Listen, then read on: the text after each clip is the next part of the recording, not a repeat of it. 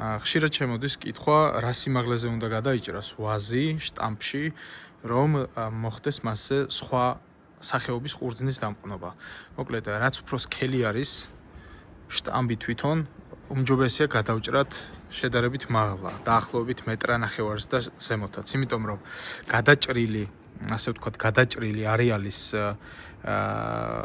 სისქე მოქმედებს უკვე სახმობი არეალის სიგრძეზე, ანუ თუ არის დაუშვათ პირობითად ვთქვათ რამდენიმე სანტიმეტრი, ორჯერ და შეიძლება სამჯერ მეტჯერაც ჩამოვიდეს შტამპის ქვედა მიმართულებაზე ხმობა. ამიტომ გადავჭრათ პირობითად მეტრ-ნახევარზე, დაუტოვოთ სახმობი არეალი და ქვემოდან წამოსულ ახალგაზრდა მწვანე რქაზე მოვახდინოთ მწვანე მყნობა. ეს არის ყველაზე გამართლებული და მოკლედ იძლევა ძალიან სწრაფ შედეგს. პირველ წელს შეიძლება მწვანე რქაზე დამყნობილი, მწვანე ყლორზე დამყნობილი ვაზი ავიდეს ისევ ხეივანზე და მეორე წელს თავისუფლად არის შესაძლებელი, რომ მივიღოთ მოსავალი.